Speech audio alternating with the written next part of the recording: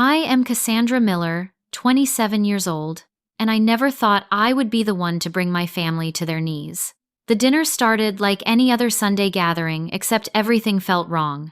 My mother smiled too widely, my father cracked jokes he would normally find tasteless, and my sister Amanda called me the best sister in the world 3 times in an hour. The hairs on the back of my neck stood up as I catalogued each unnatural interaction. When the dessert arrived, something in me snapped.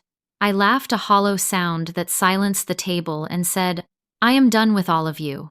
They shouted in unison, "For what?"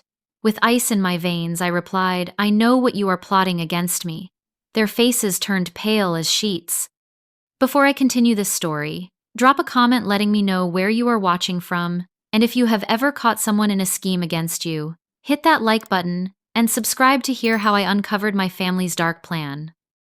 Growing up in suburban Boston, I was always the practical one. I graduated with honors in finance from Northeastern University and landed a job as a forensic accountant at one of the top firms in the city. My career trajectory had been nothing short of impressive, allowing me to purchase a beautiful 2-bedroom apartment in Back Bay by 25, something my parents had taken years to achieve at my age. Our family had always presented itself as close-knit, the kind that neighbors envied during backyard barbecues and holiday gatherings. But beneath that veneer lay a complex web of competition, resentment, and control that had shaped our relationships since childhood. My mother, Eleanor Miller, was the unofficial CEO of our family. A former corporate executive who gave up her career to raise children, she channeled her organizational skills and perfectionism into micromanaging our lives. Nothing ever seemed good enough for her unless it was done her way. She had mastered the art of the backhanded compliment and could deliver criticism wrapped in such sweet concern that you would find yourself thanking her for it. "Cassandra, honey, that blouse is so brave of you. Not many people would wear that color with your complexion," she would say, or, "Your apartment is certainly cozy. Some people prefer small spaces, they are easier to clean." My father, Richard Miller, was her perfect counterpart. A corporate attorney who specialized in conflict resolution, he brought his professional skills home by becoming the family peacemaker. He avoided confrontation at all costs, smoothing over tensions with jokes and changing subjects when conversations grew heated.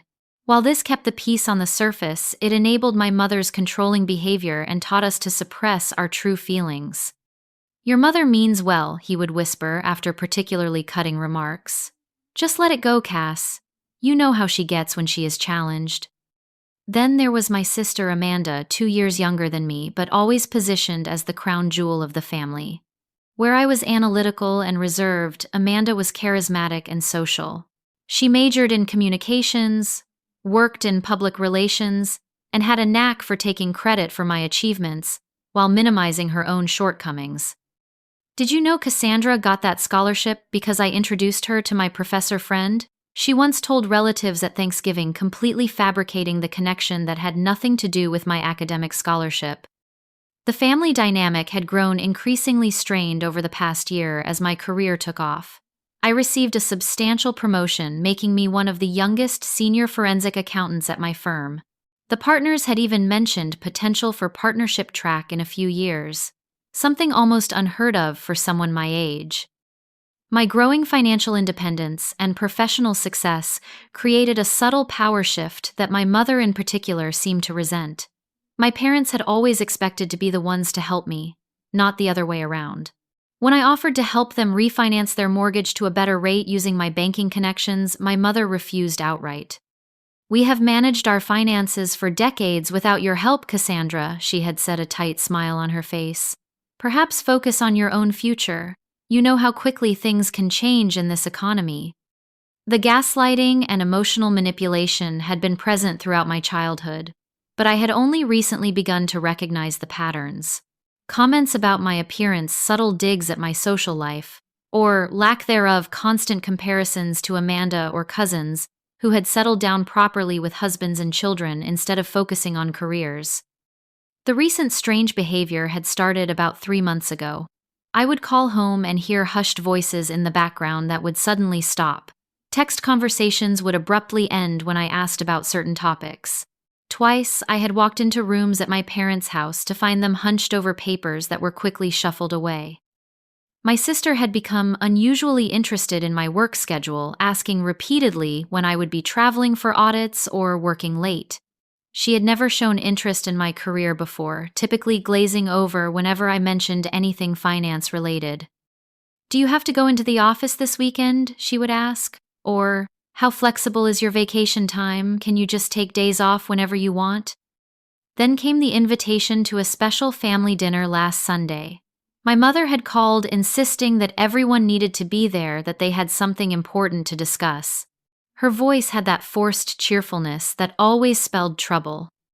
"We just want to spend time together, darling. It has been too long since we have all sat down for a proper meal." As a forensic accountant, I am trained to spot inconsistencies, to follow paper trails, to notice when numbers or people do not add up. Something about this dinner invitation felt off from the start, like pieces of a puzzle that appeared to fit but left gaps when pressed together. I had arrived at the dinner with my guard up, my professional suspicion engaged. Little did I know my instincts were about to be proven right in ways even I could not have anticipated. The evening of the special family dinner arrived on a crisp autumn Sunday. I pulled into the driveway of my parents' colonial-style house in Lexington, the same home I had grown up in, and immediately noticed unusual details. Both my parents' cars were parked in the driveway, rather than the garage, as if making room for something or someone else. The porch lights were all on, not just the main one, creating an overly welcoming glow that seemed forced rather than inviting. I straightened my blazer, a habit from work when entering tense negotiations, and approached the front door. Before I could even knock, it swung open to reveal my mother dressed in a formal navy dress I had only seen her wear at charity galas. "Cassandra, darling, right on time." As always, she gushed, pulling me into a perfume-heavy embrace that lasted several seconds too long. "Everyone is already here waiting for you." The house smelled of pot roast and freshly baked rolls, my favorite meal from childhood. I noted this calculated touch as I followed her through the foyer into the formal dining room, a space typically reserved for Thanksgiving and Christmas, not casual Sunday dinners. The table was set with the Wedgwood china that had belonged to my grandmother, the pieces usually kept locked in a display cabinet and brought out only for the most special occasions.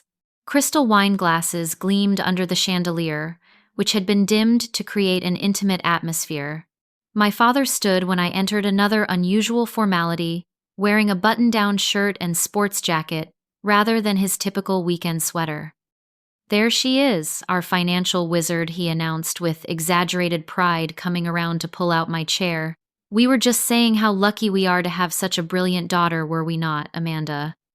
My sister sat across from my place, wearing a pink dress I had never seen before, her hair freshly highlighted and styled.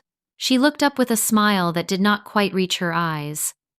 "Absolutely," she agreed, her voice pitched slightly higher than normal. "The best sister anyone could ask for. I was just telling Mom and Dad how much I admire your dedication to your career." Amanda had never admired my career choices. In fact, she had spent years making jokes about how boring my work must be, calling me the family calculator and rolling her eyes whenever I discussed my job. I settled into my seat, hyper-aware of the unusual attention focused entirely on me. "What is the occasion?" I asked, directly deciding to cut through the performance. "Does there need to be an occasion to celebrate family?" my mother replied, bringing in a bottle of expensive Cabernet Sauvignon that I recognized as being well beyond their usual wine budget. Dinner progressed with strange, stilted conversation. My father told jokes he would normally consider inappropriate for family dinners.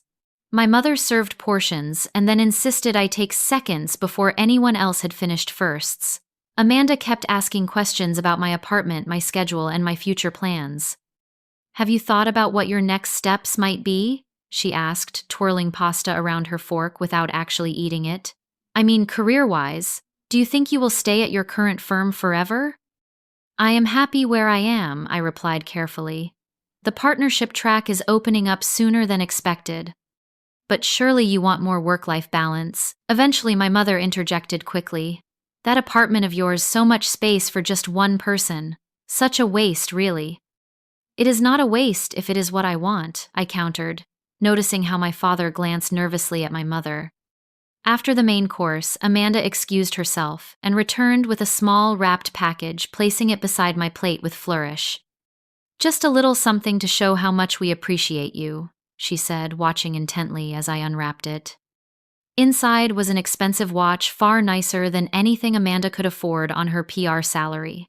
I slipped it on with murmured thanks, growing increasingly uncomfortable with the uncharacteristic generosity. When my mother stepped into the kitchen to prepare dessert, I heard her phone chime with a message.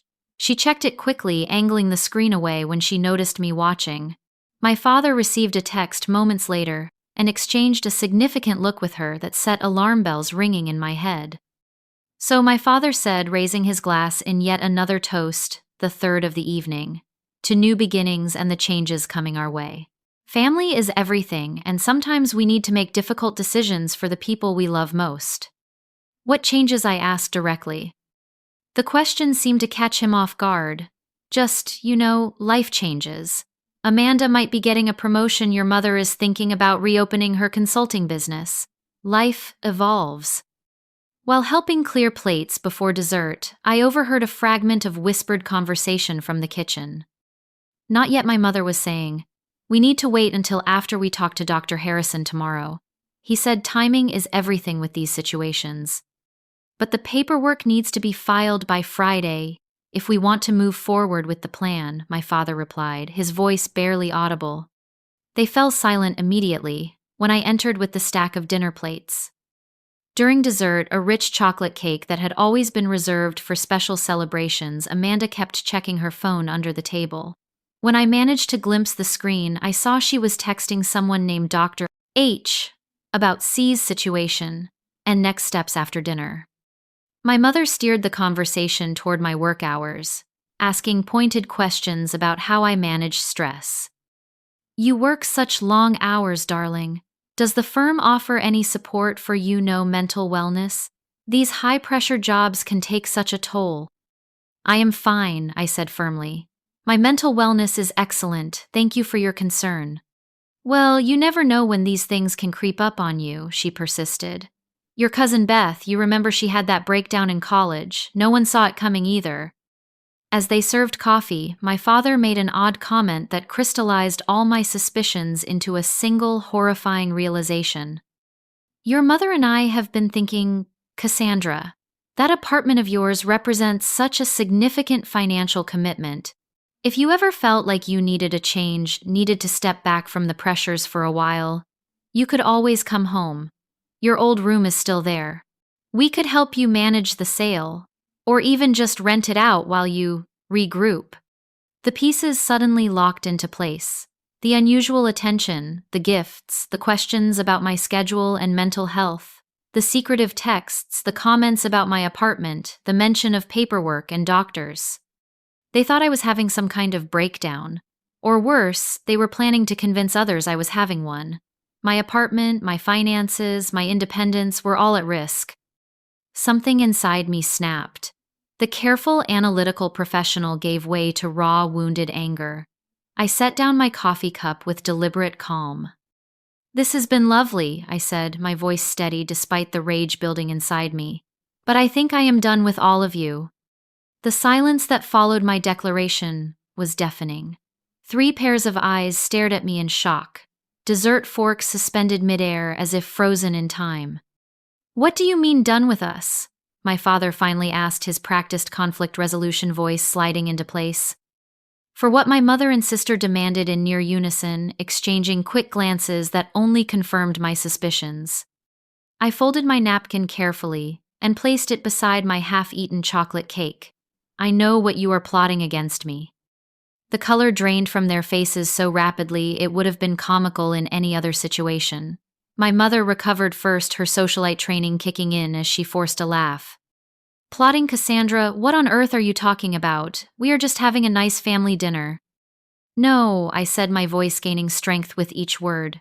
"This is not a nice family dinner. This is a setup.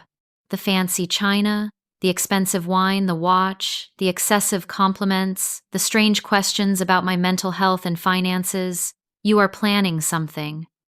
I turned to each of them, laying out the evidence methodically as I would when presenting findings in a fraud case.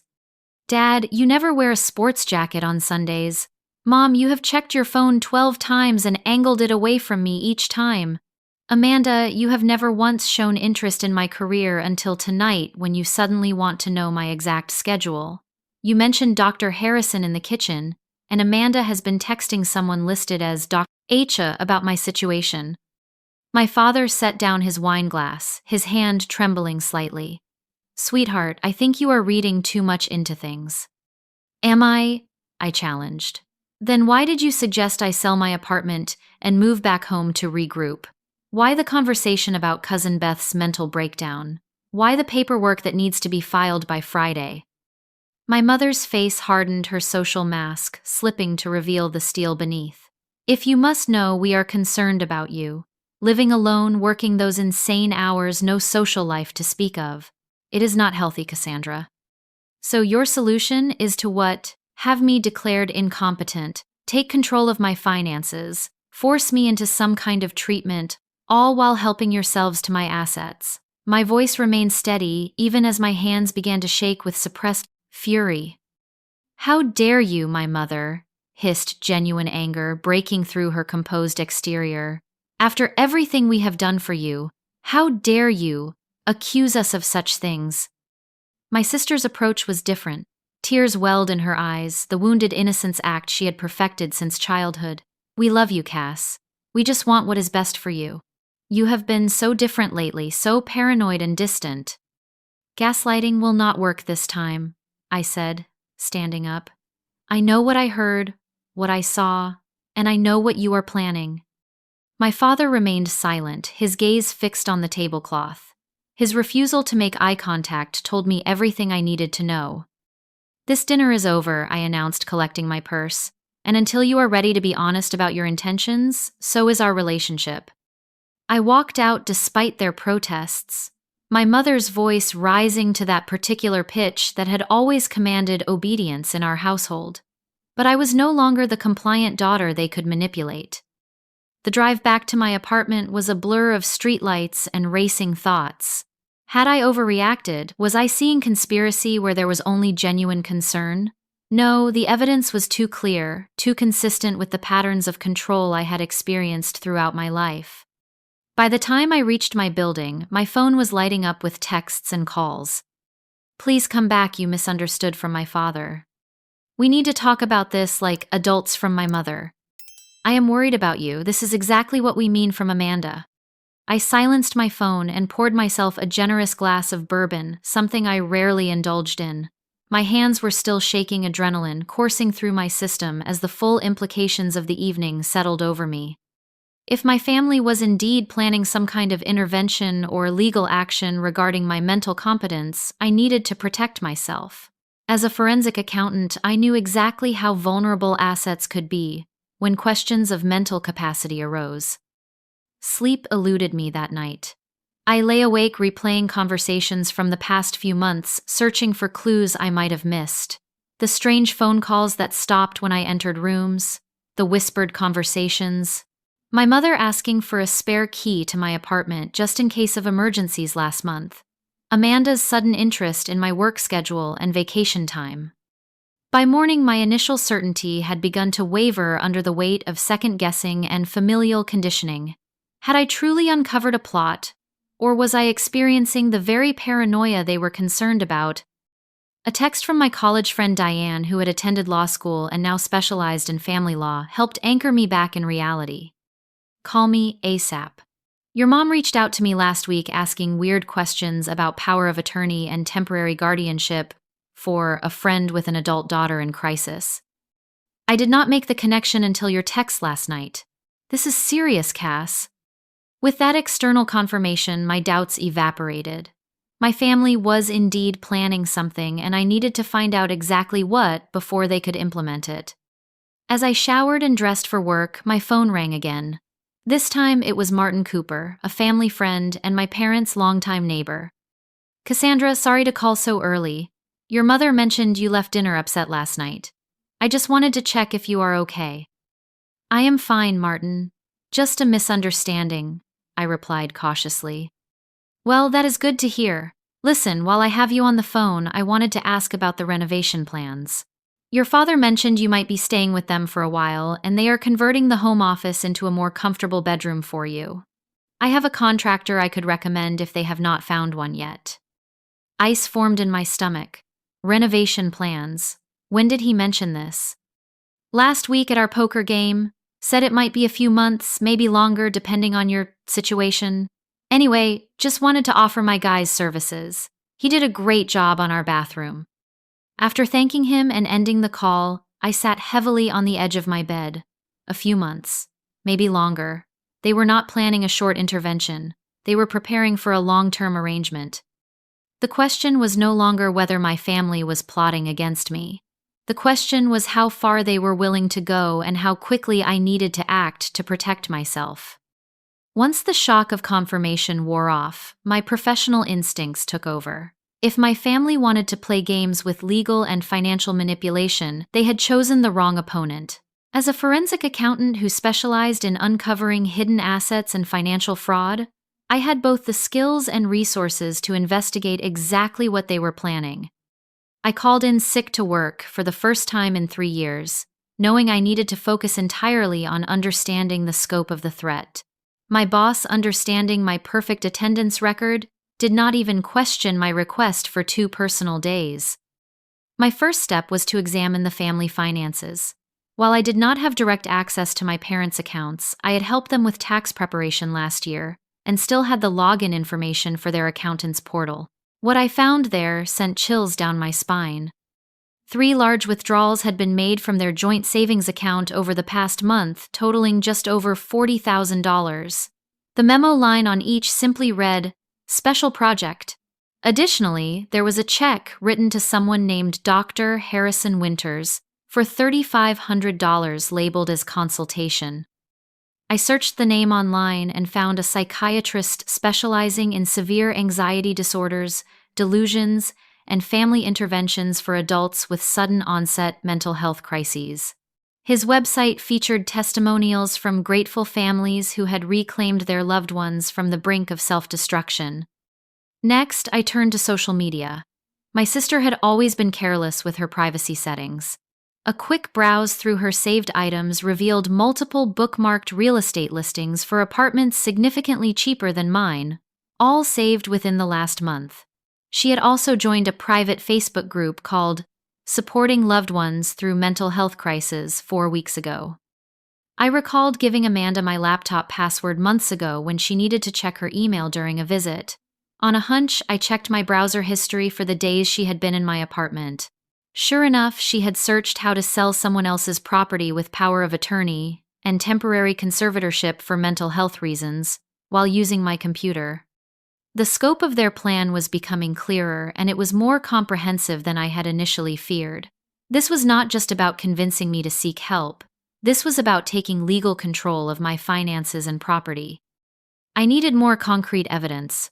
Using a different email address, I contacted my parents' family lawyer under the pretense of being a new assistant at my father's firm, asking to confirm the appointment scheduled for the following week. The receptionist helpfully informed me that Mr. and Mrs. Miller are scheduled for a consultation regarding conservatorship options on Thursday at 2 p.m. My parents' neighbor Martin had unwittingly provided another piece of the puzzle with his mention of renovation plans. They were preparing for me to stay with them long-term, likely after forcing me to sell or rent out my apartment. The most damning evidence came from my mother's computer. During a carefully orchestrated visit on the pretense of apologizing for my outburst, I managed to access her email while she prepared tea. There, I found draft emails to family members discussing Cassandra's situation and intervention options. One particularly chilling exchange with my aunt read Dr. Winters believes she may be experiencing the early stages of a delusional disorder, possibly triggered by work stress. He suggests we move quickly before it progresses further. The paperwork needs to be filed while she is still showing some awareness that her behavior is concerning. In her browser history, I found searches for an expensive private mental health facility called Lakeside Wellness Center, known for its long-term residential treatment programs. The facility's minimum stay was 90 days at a cost of $20,000 per month, easily covered by the sale of my apartment. I also discovered she had been researching medications for delusional disorders and had joined several parent support groups for adult children with sudden mental health crises. Most disturbing of all, I found a document she had downloaded titled Recognizing Anosognosia: When Mental Illness Prevents Insight into One's Condition. The document outlined how to handle loved ones who did not believe they were ill and provided strategies for forcing treatment despite resistance. Each discovery built upon the last, creating a clear picture of their plan. They believed or had convinced themselves to believe that I was experiencing some kind of mental health crisis. Rather than approaching me directly with their concerns, they had consulted doctors, planned legal action, and prepared to take control of my life and assets. The final confirmation came when I managed to access my sister's cloud storage through a shared family account. There, I found a document titled Intervention Plan for Cassandra, with detailed notes from multiple meetings with Dr. Winters. The document included a script for the intervention roles assigned to various family members and a timeline for legal actions following my anticipated resistance to treatment. The plan called for a formal intervention the following Sunday with Dr. Winters present, along with several relatives and close family friends. They would present me with evidence of my supposedly concerning behavior, including working long hours, living alone, and becoming increasingly suspicious of family members, ironically a suspicion that was now completely justified. If I refused their help, which they anticipated the backup plan involved filing for temporary conservatorship, on grounds of mental incapacity, my mother was to be named temporary conservator, giving her control over my finances and medical decisions. The apartment would be sold or rented with the proceeds used to fund my treatment at Lakeside. As I pieced together their entire scheme, I felt an odd sense of calm replace my initial panic. Knowledge was power, and now I knew exactly what I was facing. The question was no longer what they were planning, but how to counter it effectively. I gathered copies of everything I found, securing the evidence in both physical and digital formats. If my family wanted to declare war on my autonomy, they would soon discover they had severely underestimated their opponent. Their plan relied on portraying me as unstable, delusional, and incapable of managing my own affairs. My counter-strategy would need to establish the opposite so definitively that no judge or medical professional would ever consider their claims credible. As I drove home from my information-gathering mission, I realized the cruel irony of the situation. In attempting to control me under the guise of mental health concerns, my family had created the very crisis they claimed to fear. The difference was, this crisis was not in my mind but in the very real threat they posed to my freedom and autonomy. The betrayal cut deeper than I had allowed myself to acknowledge. These were the people who were supposed to love me unconditionally, who should have been my strongest supporters. Instead, they had secretly conspired to strip me of my autonomy under the guise of concern. I permitted myself one evening to feel the full weight of that betrayal, cycling through shock, grief, and white-hot anger. I ordered takeout, poured a glass of wine, and allowed the tears to come as I mourned the family I thought I had. By morning, however, the analytical side of my personality had reasserted control. Emotions would not protect me. Strategy would. I created a comprehensive counterplan, applying the same methodical approach I used for complex financial investigations. My first call was to my own therapist, Dr. Lydia Martinez, whom I had been seeing monthly for general stress management for the past 2 years. I scheduled an emergency session and laid out everything I had discovered. "This is deeply concerning, Cassandra," she said after listening to my detailed account. "For the record, I have never observed any symptoms of delusional thinking or any other serious mental health condition in our sessions. Your responses to stress have always been appropriate and measured. Would you be willing to document that professionally?" I asked. "Absolutely. I will prepare a formal assessment of your mental state based on our 2-year history. While I cannot diagnose someone I have never met, I can also note that your family's behavior shows concerning patterns of control and manipulation that are consistent with your past descriptions of your relationship dynamics. Next, I contacted Jordan Blackwell, a lawyer at my firm who specialized in estate planning and competency issues. I laid out the situation clinically, presenting the evidence I had gathered without emotional commentary. "This is serious," Jordan confirmed, reviewing the documents. "They are building a case for temporary conservatorship, which can be granted without your presence in some circumstances. The good news is their case appears to be built on very shaky grounds." "What do I need to do?" I asked. "First, we secure your financial assets. We will set up a trust with carefully chosen trustees outside your family. Second, we gather evidence of your mental competence from multiple sources, professional colleagues, your therapist friends who can attest to your stability. Third, we document this pattern of manipulation to demonstrate that they are the ones acting inappropriately, not you." Over the next 3 days, I methodically implemented our plan. I transferred most of my liquid assets into a newly established trust, with my close friend Diane and my mentor from graduate school as trustees. I obtained formal letters from my therapist, my primary care physician, and my supervisor at work, all attesting to my mental stability and professional competence. I scheduled a complete neurological and psychological evaluation with an independent specialist recommended by Jordan, resulting in a comprehensive report confirming my cognitive functioning was excellent and showing no signs of any condition that would impair my judgment. My colleague in digital forensics helped me secure recordings of phone conversations with family members in which they made leading statements about my mental state, attempting to provoke reactions they could later use against me. In one particularly telling conversation, my mother said, "Darling, we all go through difficult times. There is no shame in admitting you need help. Remember Cousin Beth, she resisted treatment too, and look how much better she is now." "Mom, I do not need psychiatric help. I am perfectly fine," I responded calmly. "That is exactly what someone in denial would say," she countered, her voice dripping with manufactured concern. "Your resistance only confirms what Dr. Winters suggested might happen." These recordings, while difficult to obtain legally, in some circumstances, were permitted as I had informed all parties at the beginning of the calls that they were being recorded for clarity about our family situation. I documented every interaction with timestamp and context, creating a comprehensive record of their pattern of manipulation. I gathered financial records demonstrating my sound money management performance reviews, showing my professional success, and testimonials from colleagues and friends attesting to my rational behavior and mental clarity. Perhaps most importantly, I built a support network outside my family. I reached out to friends I had neglected due to work commitments, reconnecting and explaining the situation. Their shock and immediate offers of support helped counter the isolation my family had been subtly encouraging. My college roommate Leslie flew in from Chicago after hearing what was happening. "I cannot believe they would do this," she said as we sat in my living room reviewing the evidence.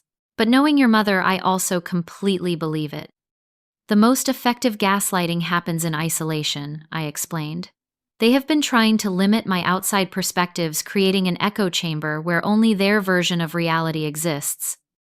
The hardest part of building my counter strategy was preparing emotionally for the confrontation I knew was coming. Jordan had advised me to let their intervention play out partially before revealing my counter evidence, allowing them to fully reveal their intentions before challenging them. The stronger the evidence of their plan in action, the more difficult it will be for them to deny their intentions later, he explained.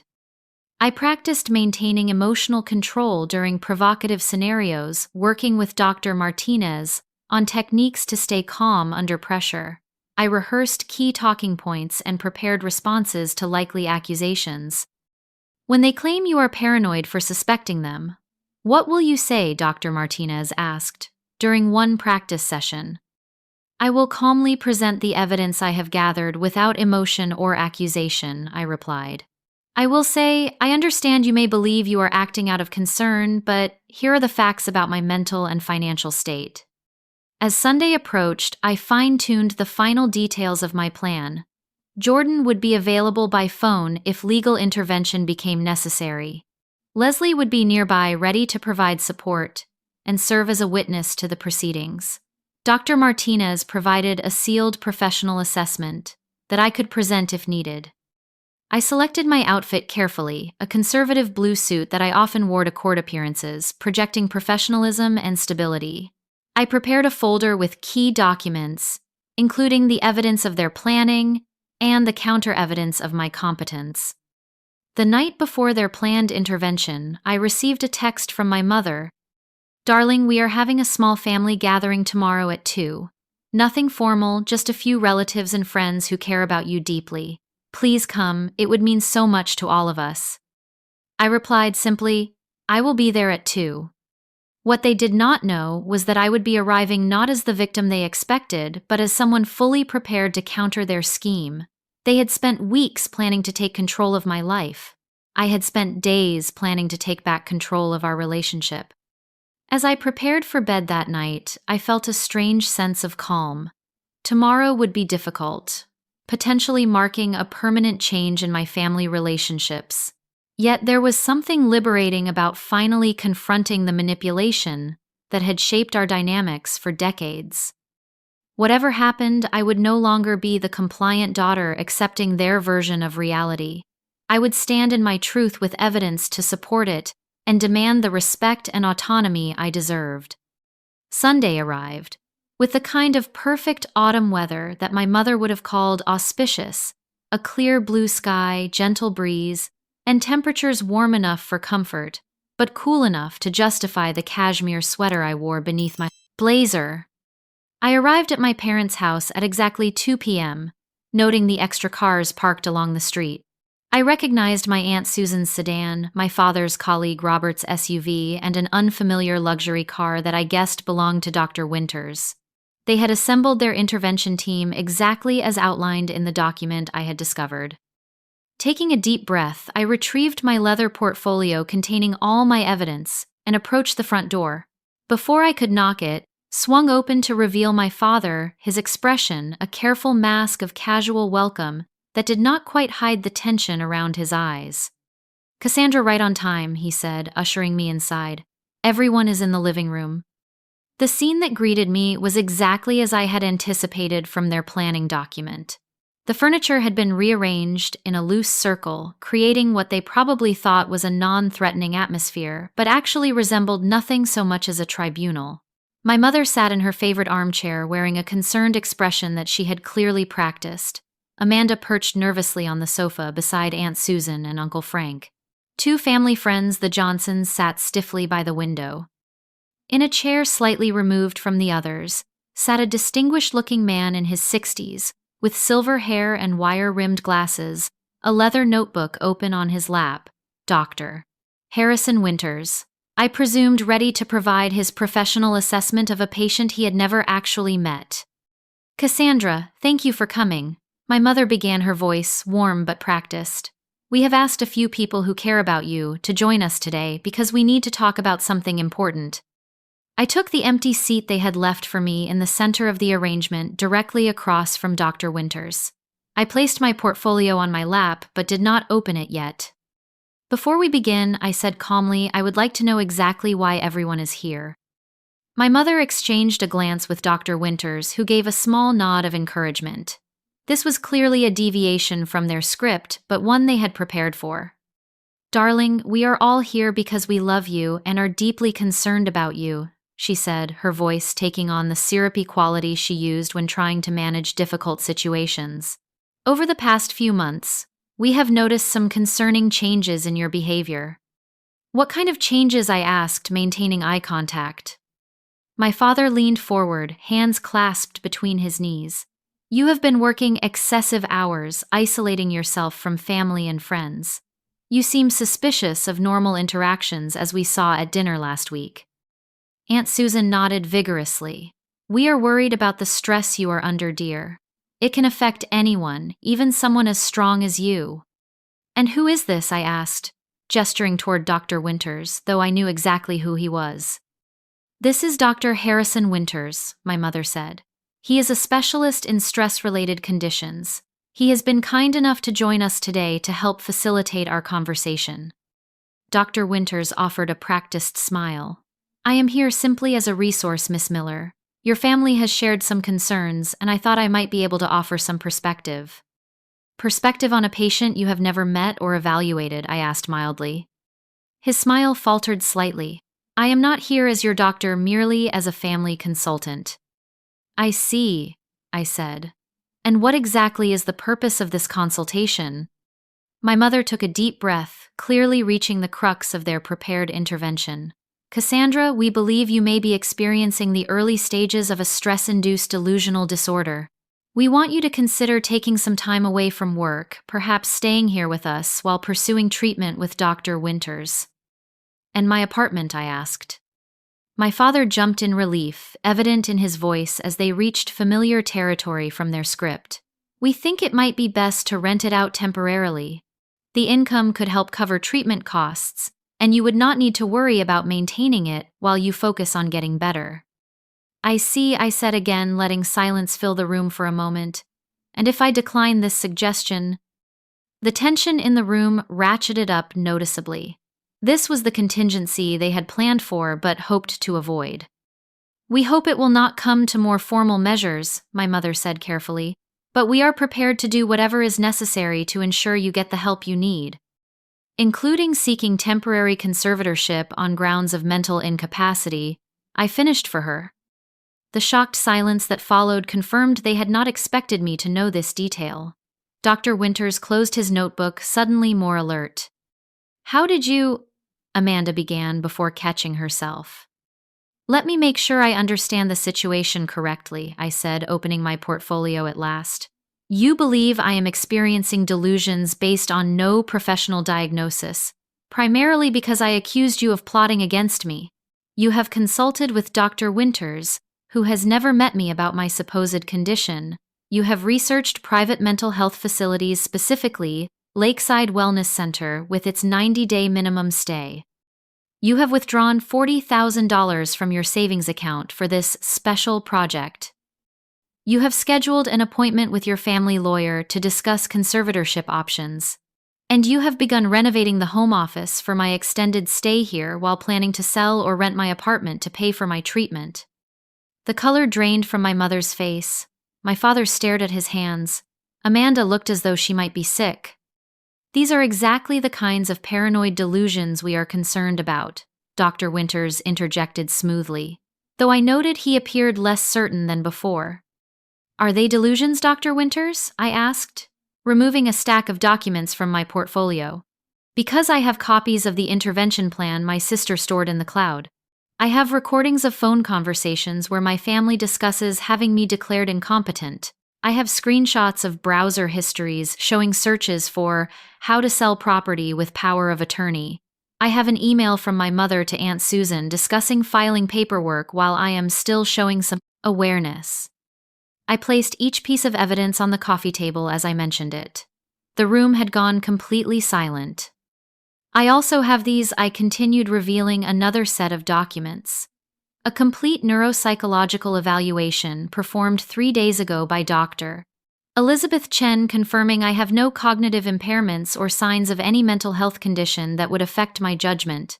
A letter from my therapist, Dr. Lydia Martinez, whom I have been seeing monthly for 2 years, attesting to my mental stability. Letters from my supervisor and colleagues confirming my exemplary professional performance. And finally, a financial audit of my accounts demonstrating consistent, responsible money management. I turned to Dr. Winters directly. You should know, doctor, that providing a professional opinion on someone you have never examined violates ethical guidelines for psychiatrists. I have already filed a complaint with the medical board regarding your involvement in this situation. He paled visibly, gathering his notes with shaking hands. Cassandra, my mother began, tears forming in her eyes. We only wanted to help you. Did you? I asked quietly. Or did you want to regain control over me? Was this really about my well-being or about your discomfort with my independence? My father finally looked up, shame evident in his expression. We convinced ourselves we were helping you, he admitted, his voice barely audible. But looking at all this, I cannot deny we went about it completely wrong. Amanda burst into tears. I was jealous, she confessed suddenly. You have this amazing career, this beautiful apartment. Mom and Dad are always talking about how successful you are, I thought. I thought if you had problems, maybe they would notice me more. The admission hung in the air, painful in its honesty. The family friends, the Johnsons, stood up awkwardly. We think this is a private family matter, Mrs. Johnson said. We were told this was about helping Cassandra with work stress. We had no idea about any legal actions or forced treatment. I believe my services are no longer required, Dr. Winters said stiffly, gathering his belongings. Mrs. Miller, I suggest you contact my office to discuss the implications of this situation. As they departed, leaving only family in the living room, I felt a strange sense of calm descend. The confrontation I had feared for days was unfolding better than I could have hoped. Their plan had collapsed under the weight of evidence and external perspective. I want to be very clear, I said to my remaining family members. What you planned to do was not just hurtful, it was potentially illegal. You conspired to have me declared incompetent, without any medical basis, with the intent to control my assets. We never meant to hurt you, my mother whispered, all pretense gone. Intentions do not erase impact, I replied. For years you have manipulated and controlled me, dismissing my feelings and autonomy. This was simply the most extreme version of a pattern that has existed my entire life. What happens now? My father asked, looking genuinely lost. I gathered my evidence back into my portfolio. That depends on you. I am willing to consider rebuilding our relationship, but only with significant changes. I will not be gaslit, manipulated, or controlled. I will not tolerate having my boundaries violated or my autonomy questioned. And if we cannot accept those terms, my mother asked, a hint of her usual steel returning. Then you will have chosen control over connection, I said simply, and I will proceed with my life without you in it. The ultimatum hung in the air, reshaping the family dynamic that had existed for 27 years. For the first time, I was not the one being told what to do. I was the one setting the terms. As I stood to leave, Amanda reached for my hand. I am so sorry, Cass. Truly. I do not expect forgiveness, but I hope someday you might consider it. Her sincerity surprised me. Perhaps this painful revelation had created an opportunity for authenticity that had been missing from our relationship for years. I hope so too, I replied honestly. I walked out of my parents' house, not in anger or defeat, but with the calm certainty that comes from standing firmly in your truth. Whatever happened next, the old patterns had been broken irreversibly. The future of our relationship remained uncertain, but one thing was clear: I would never again allow anyone to make me doubt my own reality. The weeks following the confrontation were eerily quiet. I returned to work, threw myself into a complex new case, and waited. Part of me expected legal retaliation despite the collapse of their initial plan. Another part expected immediate, desperate attempts to repair the relationship on their terms. Instead, there was silence. In that silence, I began my own journey through the complex emotions their betrayal had triggered. Grief came first, deep and surprising in its intensity. I mourned not just the recent betrayal, but the relationship I had always wanted and never truly had. I grieved for the little girl who had sought approval that always came with conditions, for the teenager whose achievements were measured against impossible standards, for the young woman who had learned to doubt her own perceptions. Anger followed, burning hot and cleansing. I allowed myself to feel it fully, no longer tempering my emotions to make others comfortable. During my weekly sessions with Dr. Martinez, I explored the depth of my rage without judgment. Anger is information, she reminded me. It tells us when our boundaries have been violated. Your anger is valid and important. Gradually, the acute emotions gave way to something quieter and more profound. I began to recognize patterns in my own behavior that had been shaped by family dynamics. My perfectionism, my difficulty trusting others, my tendency to overwork, all had roots in the soil of my upbringing. Healing does not mean excusing what happened, Dr. Martinez said during one particularly difficult session. It means understanding its impact on you and consciously choosing different patterns moving forward. 3 weeks after the confrontation, my sister reached out first. A simple text: I know, words cannot fix what happened, but I would like to talk when you are ready. No pressure, no agenda.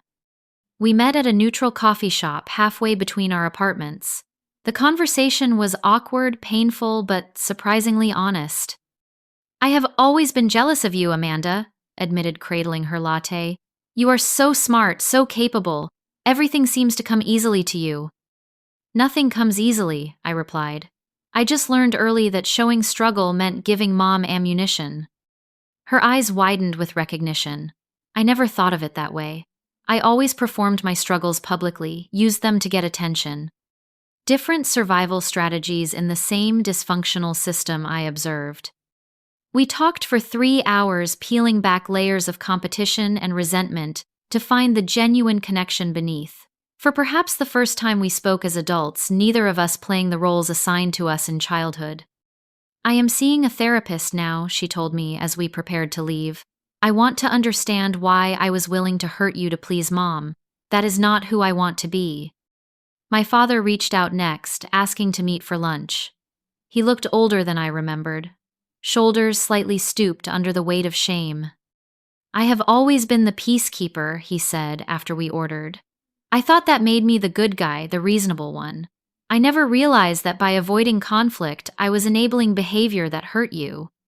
You taught me that my feelings mattered less than keeping the peace, I said quietly. That pattern followed me into other relationships. He flinched, but nodded. I failed you as a father. I cannot change the past, but I am trying to learn a different way forward. Your mother and I have started seeing a marriage counselor. I am learning to set boundaries, instead of just smoothing things over. My mother was the last to reach out nearly 2 months after the confrontation. Her text was formal, almost businesslike. I would appreciate the opportunity to speak with you in person. We met at a restaurant of my choosing, a neutral space where neither of us held home court advantage. She arrived precisely on time, impeccably dressed as always, but there was a new uncertainty in her manner. I have been doing a lot of thinking, she began after the waiter took our orders, and working with a therapist, which is not something I ever thought I would do. What prompted that, I asked. Your father insisted, actually. He said he would not continue in our marriage unless we both got help. A wry smile touched her lips. Apparently he can set boundaries when properly motivated. The admission surprised a laugh out of me. I have not been a good mother to you, she continued, her voice steady despite the cost such an admission must have exacted from her pride. I convinced myself I was preparing you for a harsh world, but the truth is I was controlling you because I could not control my own fears and insecurities. What were you afraid of? I asked, genuinely curious. Irrelevance, she answered simply. I gave up my career for family, and when you began to succeed in ways I never had, I felt replaced, unnecessary. It was easier to focus on what you were doing wrong than to face my own regrets. The honesty was startling, especially from a woman who had spent decades maintaining a perfect facade. The intervention plan was my idea, she admitted. I convinced everyone you needed help, but I was the one who could not handle losing control of the narrative. We talked for hours, excavating decades of misunderstanding and hurt. There were no easy resolutions, no magical moment of perfect reconciliation. Instead, there was something more valuable, the beginning of authentic connection based on truth, rather than control and compliance. Family therapy became a regular part of our lives over the next 6 months. In those sessions, we learned new ways of communicating new patterns to replace the dysfunctional ones that had shaped our relationships for decades.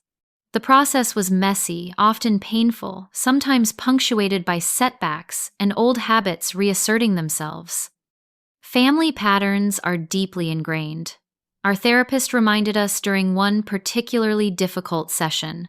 Changing them requires consistent effort and awareness from everyone. Gradually, our relationships began to transform. My mother learned to express genuine interest without judgment. My father practiced speaking up rather than smoothing over. Amanda and I developed a friendship based on mutual support rather than competition. By Thanksgiving, 6 months after the confrontation, we were ready to attempt a family gathering. The difference from the special dinner that had triggered this journey was striking. Where that meal had been performative and agenda-driven, this one had an authentic quality, that, while sometimes uncomfortable, felt fundamentally honest. My mother still tried to control the presentation of the meal, but when I gently pointed it out, she was able to laugh at herself. "Old habits," she acknowledged. "Thank you for the reminder." My father spoke up when conversation veered toward awkward territory rather than changing the subject. "I think we should address this directly," he said when my mother made a comment about my work hours. "That sounds like concern verging on control." Amanda and I exchanged glances of surprised approval at his intervention. As we gathered around the table, I realized that while the past could not be undone, the future of our relationship was being rewritten in real time. The painful confrontation had broken open. A family system that had been dysfunctional for generations, creating space for something healthier to emerge. "I would like to propose a toast," I said, raising my glass. "To difficult truths and new beginnings." "To boundaries and respect," my father added. "To authentic connection," Amanda offered. "To a family becoming what it always could have been," my mother finished, her eyes bright with unshed tears. We clinked glasses, the sound ringing clear in the moment of genuine connection. The journey of healing was far from complete.